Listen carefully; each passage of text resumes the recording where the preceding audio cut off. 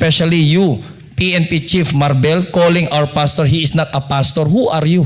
Sino po kayo para sabihin po na si Pastor Apollo Siquibula hindi po pastor at fugitive po siya ng batas? Sino po kayo?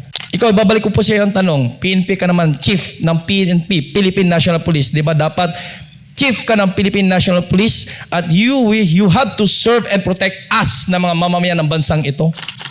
Kayo po, Chief po ba kayo ng police, pambansang pulisya ng Pilipinas? O chief lang po kayo sa nag-utos sa inyo dahil sa pang-personal na interest?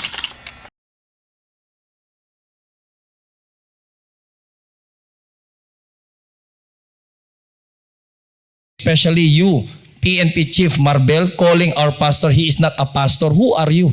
Sino po kayo para sabihin po na si Pastor Apollo Siquibula hindi po pastor at fugitive po siya ng batas? Sino po kayo?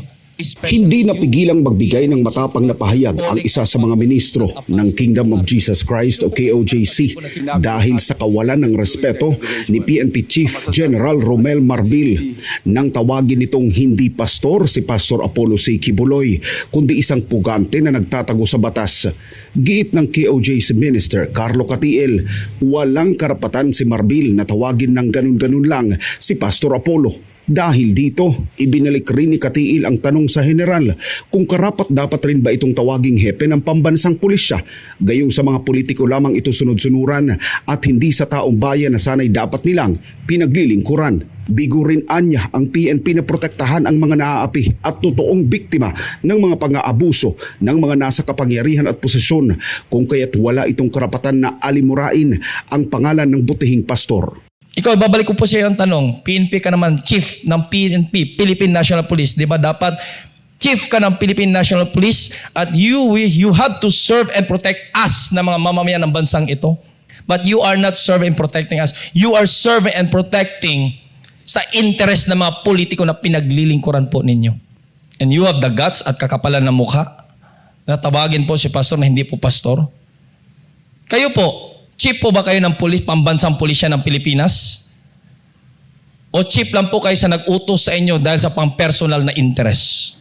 Nababatikos ngayon ang PNP dahil sa marahas at agresibong operasyon nito sa sanay simpleng pagsisilbi lamang ng arrest warrant kay Pastor Apollo na nauwi sa pananakit, pagsira sa mga ari-arian ng KOJC, pananakot at pagbaliktad sa mga totoong nangyari noong June 10, 2024 nang salakay ng mga ito ang mga sagradong lugar ng pagsamba ng KOJC members sa Davao City at Sarangani Province. Gayunpaman, buo ang paninindigan ng KOJC na hindi nila iiwanan si Pastor Apollo sa kanilang mga dasal na sana nasa mabuti itong kalagayan kasama ng gabay ng dakilang Ama.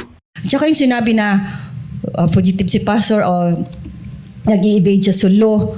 For us, Kingdom of Jesus Christ, full-time miracle workers and members, we do understand and we are really praying for our beloved pastor's protection. It's like a story in the Bible, no?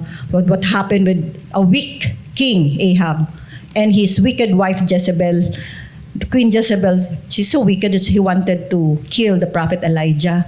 That's why it was God who hid Elijah. He was hidden because to protect him, no, and to safeguard him para to preserve his life so that when the time comes, he can perform his mission that God has given him. So yun, magkaiba yun. Huwag kayo basta na lang magsabi na he's not a pastor, he's a fugitive.